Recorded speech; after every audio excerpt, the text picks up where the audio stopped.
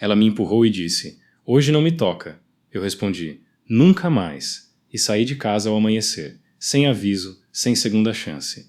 Meu nome é Lucas Oliveira, tenho 45 anos. Passei 20 anos como oficial de inteligência do Exército Brasileiro antes de dar baixa e abrir uma consultoria de segurança patrimonial, auditoria de risco para empresas, principalmente due diligence antes de fusões e aquisições.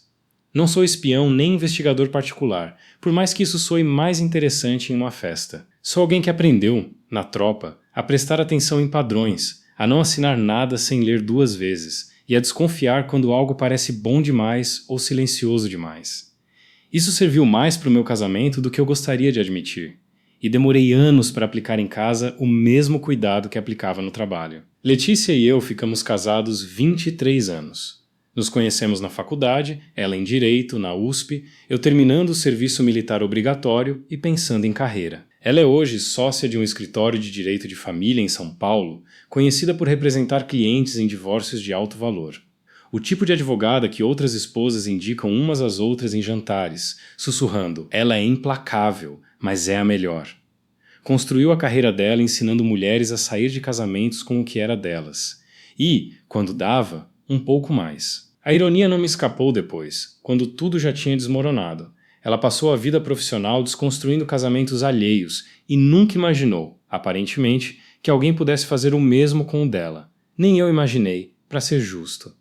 A última noite começou como tantas outras nos últimos anos. Cheguei em casa por volta das 7, fiz o jantar enquanto ela ainda trabalhava no escritório de casa e deixei o prato dela no forno, coberto, esperando.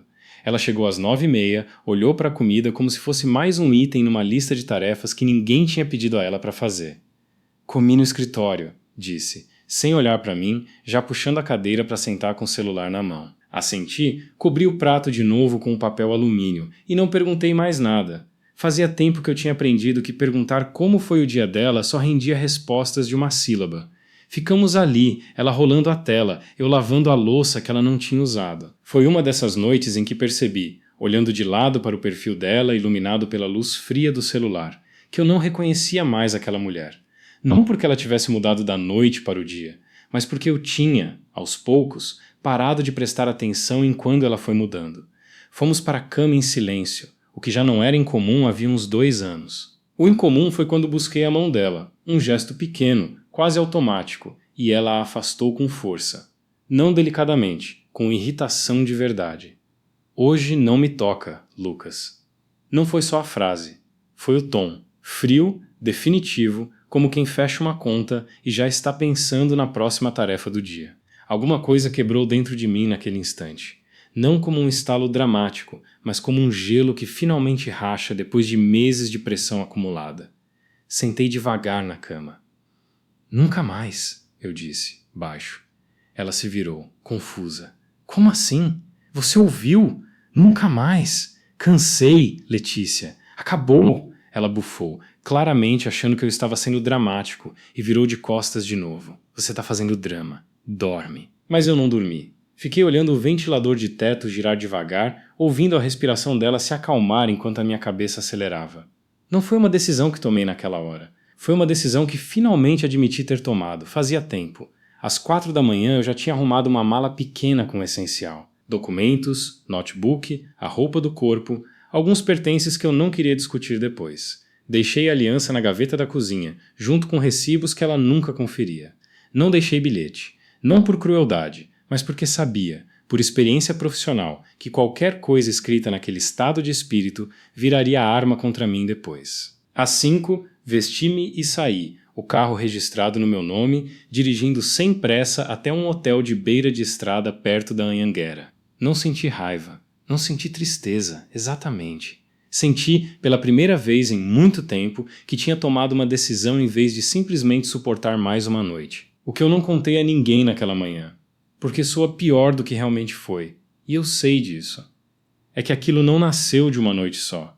Fazia quase um ano que eu vinha, discretamente, colocando minha vida em ordem, separando o que era meu, guardando cópias de documentos importantes, conversando informalmente com um advogado sobre como funcionava um processo de separação em regime de comunhão parcial.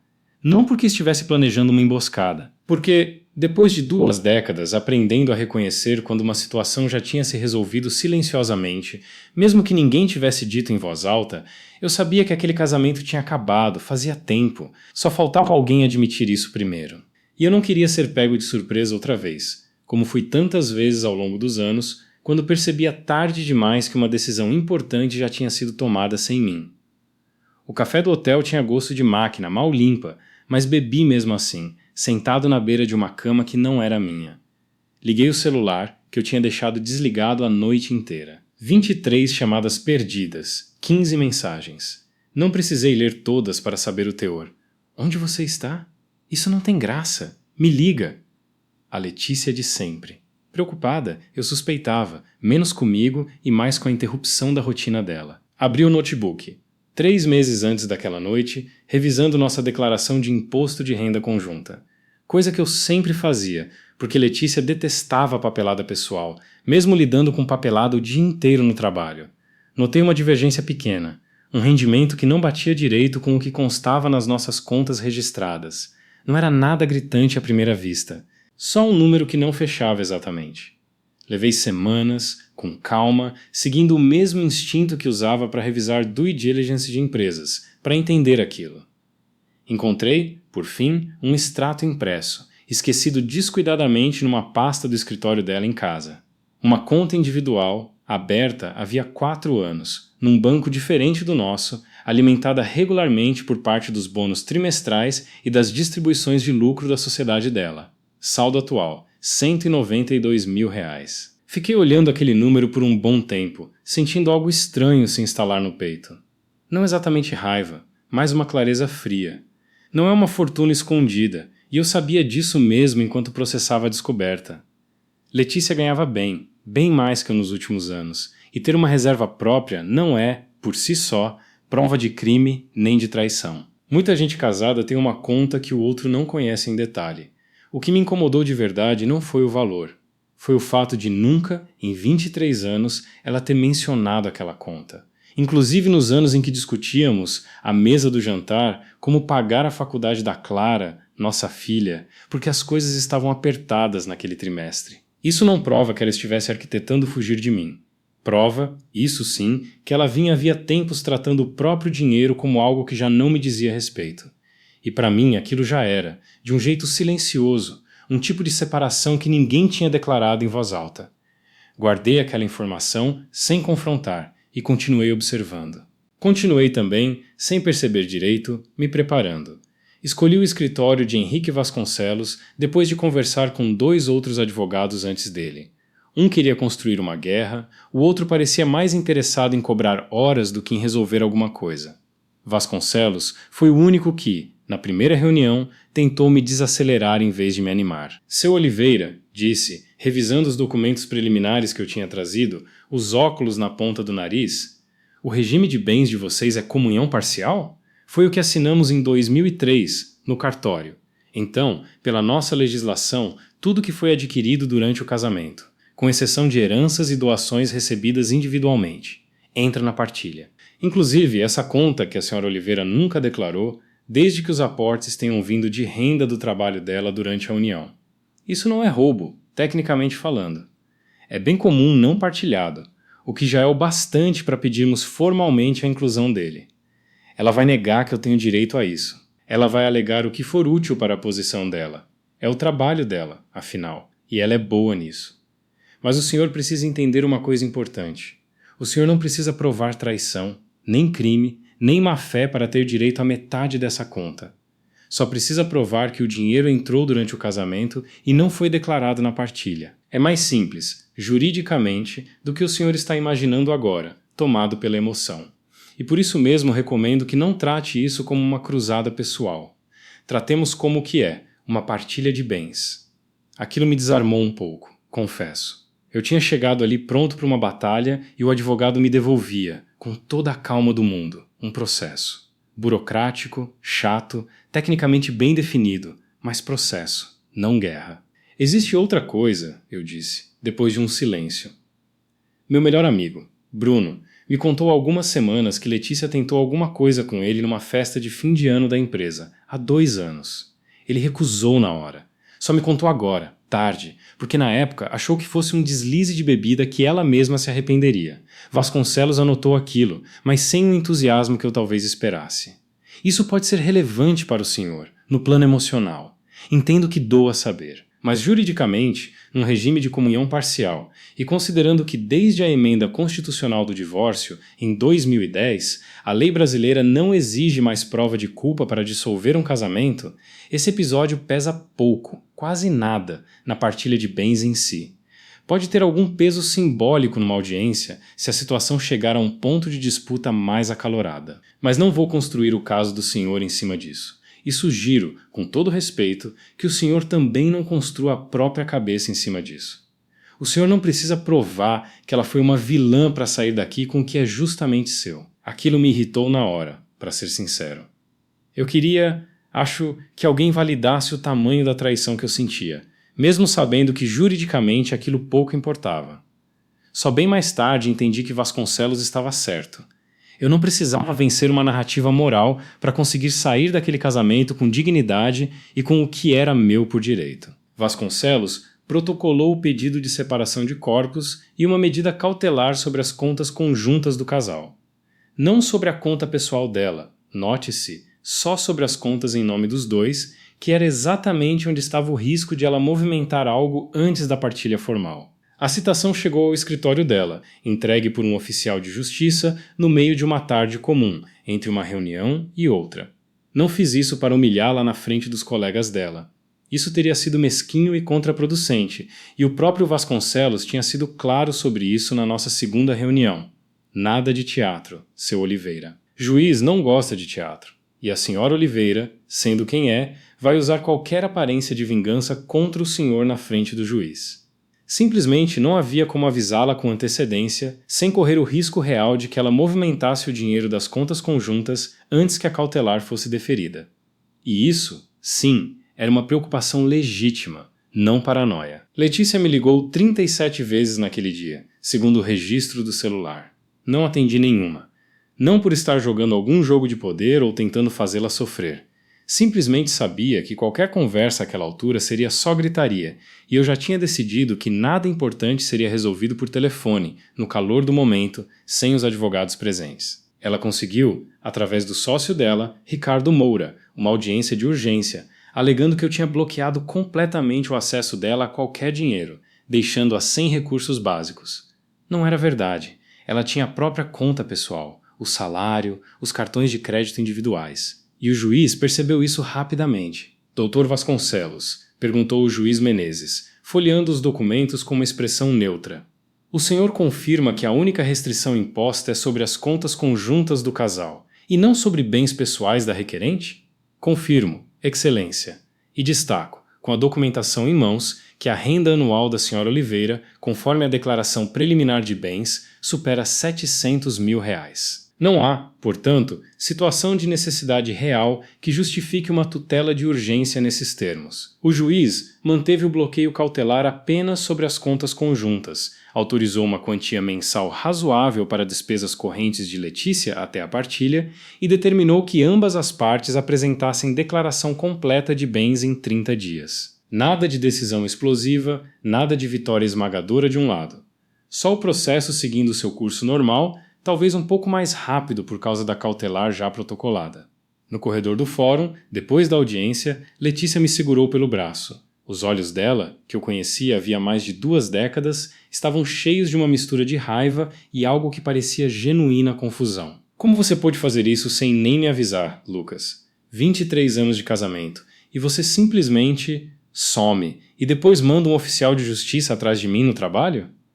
Você teve 23 anos para me tratar como alguém que importava de verdade, Letícia. E eu, sendo sincero, tive medo de que, se avisasse, você tirasse tudo das contas antes que eu conseguisse proteger o que também é meu por direito. Não foi vingança, foi cautela. Ela não teve uma resposta pronta para aquilo. Só soltou meu braço devagar, e por um instante, só um instante, pareceu mais cansada do que brava. 3 semanas depois, a declaração formal de bens dela chegou ao escritório de Vasconcelos e ele me chamou para revisar juntos. A conta que o senhor já conhecia está aqui, declarada agora. 192 mil, exatamente como o senhor tinha descoberto sozinho. Mas há uma segunda, um fundo de investimento aberto há 6 anos com aportes menores, mas mais regulares. Mais 110 mil reais. Aquilo doeu mais do que eu esperava. Não pelo valor em si, que ainda era uma fração razoável do patrimônio do casal, mas pelo tempo. 6 anos é mais do que guardei um pouco de dinheiro depois que as coisas esfriaram entre nós. É quase 1/3 da nossa vida juntos. Isso é ocultação de bens, tecnicamente? Perguntei, tentando manter a voz neutra. É bem não declarado numa partilha de comunhão parcial, o que na prática dá quase no mesmo resultado para o senhor, direito à metade. O termo técnico importa menos do que o senhor, talvez imagine agora. O que importa, de fato, é que temos 2 ativos que precisam necessariamente entrar na partilha, e a data de abertura de cada conta ajuda a situar a boa-fé dela ao longo do processo, o que pode ter alguma relevância na negociação final. Mas repito o que já disse antes, isso não é sobre provar quem foi o vilão do casamento, é sobre o que é justo dividir perante a lei. Comecei, a partir daquele dia, a fazer algo mais simples do que qualquer diário de vídeo dramático. Gravava anotações de voz curtas no celular, prática que já vinha da minha vida profissional, registrando datas, valores e conversas relevantes, só para não perder detalhes ao longo de um processo que prometia se arrastar por meses. Não era arma escondida, era organização, a mesma que eu aplicava havia 20 anos em qualquer situação complexa. Encontrei Bruno num bar no Baixo Pinheiros, 2 semanas depois daquela conversa com Vasconcelos. "Você quer mesmo que eu ponha isso no papel, cara?" ele perguntou, visivelmente desconfortável, girando o copo de cerveja sem beber. "Só se você quiser, Bruno. Sinceramente, isso não vai mudar em nada a partilha de bens. Vasconcelos foi bem claro nisso, e eu confio nele. Se você quiser contar o que aconteceu, conta porque é verdade e porque você carregou isso sozinho por 2 anos, incomodado, e não porque eu preciso disso para ganhar alguma coisa no processo." Ele ficou em silêncio um tempo, olhando para a mesa. "Acho que quero contar, sim, mas não pelo processo. Porque cansei de fingir, toda vez que a gente se encontrava, que eu não tinha visto aquilo." Ele descreveu a noite com detalhes que prefiro não repetir aqui. Não muda nada na mecânica da partilha de bens, e recontar tudo de novo só serviria para transformar o desconforto dele em espetáculo, o que não é justo com ele. Bruno assinou, no dia seguinte, uma declaração reconhecida em cartório, e ficou combinado entre nós que ela só seria usada se Letícia, na audiência final, tentasse construir uma narrativa de que eu era instável, agressivo ou controlador, não como arma de ataque preventivo, como resposta se e somente se fosse necessário. Nossa filha, Clara, tinha 19 anos e estudava em Lisboa havia 2 anos. As primeiras semanas depois da separação foram, sem dúvida, as mais difíceis com ela. "Pai, o que está acontecendo?" ela perguntou na primeira ligação mais séria, a voz tensa. "A mamãe me ligou 3 vezes hoje. Disse que você sumiu, que não atende às ligações dela." Tentei ser honesto sem transformar Clara em plateia da nossa guerra particular. "Sua mãe e eu estamos nos divorciando, filha. Não foi uma decisão de um dia só, mesmo que tenha parecido repentina para você, vendo de fora.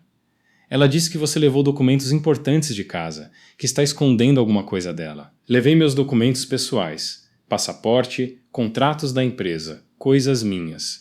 O resto é processo judicial normal, chato, lento, cheio de papelada que nenhum de nós dois gosta de mexer. Não é segredo nenhum, Clara. É advogado cuidando de partilha de bens, o que é bem menos dramático do que parece." Fui cuidadoso, ao longo de várias conversas naquelas semanas, para não pedir que ela escolhesse um lado e também para não usar as ligações com ela como uma forma de vazar detalhes do processo ou plantar dúvidas sobre o caráter da mãe dela. Quando ela perguntou diretamente sobre a tal conta escondida que a mãe mencionara de um jeito vago, respondi apenas com o que era factualmente correto, que existiam bens não declarados que agora entravam na partilha. Sem adjetivos, sem "ela é assim", "ela é assado." Clara tinha o direito de formar, com o tempo, a própria opinião sobre a mãe dela. Não tinha a obrigação de herdar a minha. Isso não significa que foi fácil. Teve mais de uma noite em que desliguei o telefone com um nó na garganta, sabendo que minha filha estava confusa e triste do outro lado do oceano, e que não havia absolutamente nada que eu pudesse fazer para tirar aquilo dela. Só cuidar para não piorar as coisas. A audiência final foi marcada para o final de outubro, 8 meses depois da manhã em que saí de casa. Na semana anterior, Ricardo Moura, o mesmo sócio de Letícia que assumira parte da representação dela depois que o escritório original preferiu não conduzir um caso tão próximo da própria sócia. Pediu uma conversa preliminar com Vasconcelos. Ela quer encerrar sem ir a julgamento. Vasconcelos me contou, resumindo a reunião. A proposta deles, ela fica com o apartamento e com a participação societária dela no escritório. O senhor fica com o sítio, com a empresa e com a previdência privada. As duas contas não declaradas entram formalmente na partilha e são divididas ao meio, exatamente como a lei já determina. O que, para ficar claro, não é generosidade da parte dela. É o mínimo legal que ela sempre teve que aceitar, só que agora está formalizado. E o depoimento do Bruno? Fica arquivado, sem uso nenhum, a menos que ela decida, na própria audiência, insistir na narrativa de que o senhor é instável ou perigoso. Se isso acontecer, apresentamos. Caso contrário, não há motivo nenhum para trazer aquilo a público.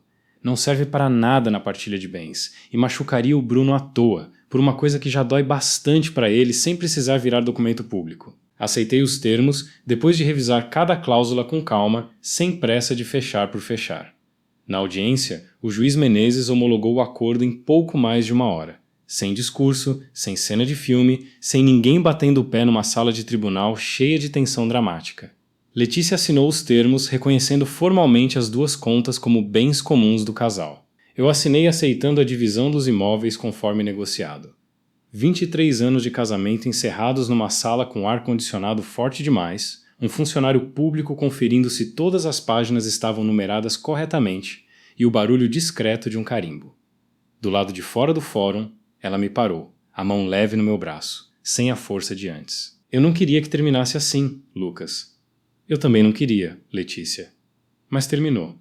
E acho que, se a gente for realmente honesto um com o outro pela última vez, os dois vínhamos indo embora deste casamento há anos, só que separadamente, em silêncio, sem avisar um ao outro que já tínhamos decidido sair. Ela não teve resposta pronta para aquilo. Ficou ali por um instante, olhando para mim de um jeito que eu não via havia muito tempo. Sem defesa, sem estratégia. Acho que, pela primeira vez em meses, nenhum de nós dois estava tentando vencer aquela conversa. Não escrevi um livro sobre nada disso, apesar de ter pensado nisso em algum momento, num impulso mais raivoso dos primeiros meses. Não tenho certeza se eu teria o direito, moral que fosse, de transformar o fim do casamento de outra pessoa, mesmo tendo sido parte central dele, em produto para os outros consumirem. O que fiz foi mais simples e, no fim, mais honesto. Voltei a trabalhar com mais foco do que tinha em anos. Aluguei um apartamento pequeno perto do escritório. E devagar, sem perceber exatamente quando, deixei de checar o celular esperando uma mensagem dela. Clara me visitou nas férias de verão seguintes. Numa tarde mais leve, tomando café na varanda do apartamento novo, ela perguntou se eu me arrependia de alguma coisa. De ter casado com sua mãe? Não, eu disse, depois de pensar um pouco. Tivemos anos bons de verdade, Clara, principalmente quando você era pequena. De ter demorado tanto para admitir, para mim mesmo, que aquilo já tinha acabado fazia tempo. Um pouco, sim. Mas acho que isso não é bem arrependimento. É só a distância que a gente só enxerga direito depois que já passou. Bruno continua sendo meu amigo, talvez até mais próximo agora, sem o peso do segredo que ele carregou por 2 anos. Letícia mudou de escritório algum tempo depois. Não porque tenha sido destruída por mim, como eu talvez tivesse desejado num momento mais amargo, mas porque, imagino, 8 meses de processo público, por mais discreto que tenhamos tentado manter, desgastam qualquer pessoa, inclusive alguém que passa a carreira inteira ajudando outros a atravessar exatamente esse tipo de desgaste. Não saí daquele casamento como vencedor de coisa alguma. E demorei um tempo para fazer as pazes com isso, porque uma parte de mim, nos primeiros meses, queria mesmo vencer, provar alguma coisa, humilhar quem eu sentia que tinha me humilhado primeiro. Saí, simplesmente, do outro lado de uma coisa que já precisava terminar havia tempo, com metade do que era nosso por direito, com a dignidade que consegui manter tentando, o tempo todo, não usar minha filha nem meu melhor amigo como munição de guerra, e com a certeza estranha, que só vinha a entender de verdade bem depois, de que às vezes a coisa mais adulta que a gente pode fazer não é lutar até vencer o outro. É conseguir sair sem precisar provar, para ninguém, que venceu alguma coisa.